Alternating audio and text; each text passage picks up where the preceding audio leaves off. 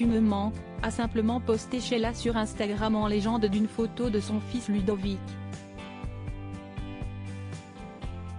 6 ans auparavant, cet enfant unique né de son idylle avec Ringo s'est éteint à l'âge de 42 ans.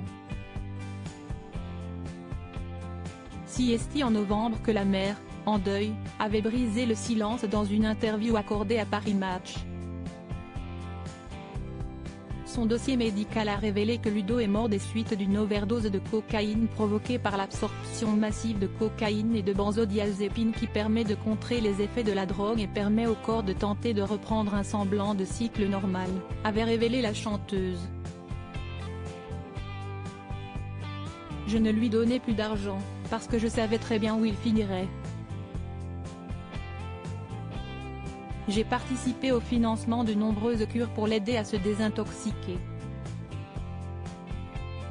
Mais, à l'arrivée, c'est quand même la drogue qui l'a tué, avait-elle ajouté inconsolable.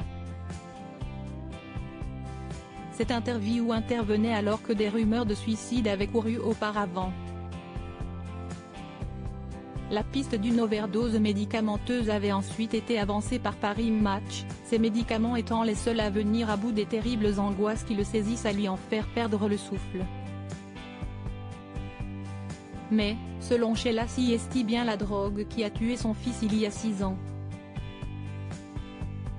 Des propos semblant entrer en contradiction avec ceux de la dernière compagne de son fils, Sylvie Ortega Munoz, qui expliquait que Ludovic n'était plus accro à la drogue. Aucun mot n'est à la hauteur de la douleur et de la solitude qui envahit le cœur d'une maman séparée de ce qu'elle a de plus cher au monde. Point. Ce qui se dit sur la toile ou ailleurs me blesse profondément. Pourquoi juger? Ludo a droit au silence, au respect et à la dignité, avait écrit Sheila dans un message posté le 11 juillet 2017.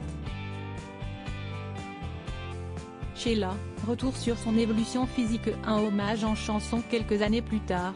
La douleur est toujours vive, mais Sheila ne souhaite désormais qu'une chose, que son fils repose en paix.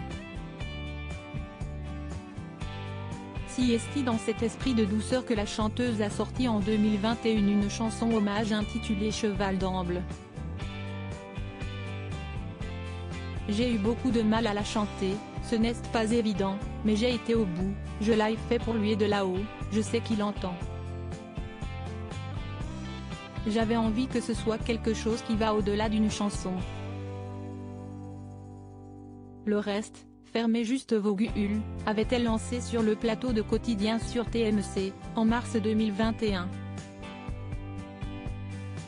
Article écrit en collaboration avec 6 médias. Crédit photo, Tiziano da Silva.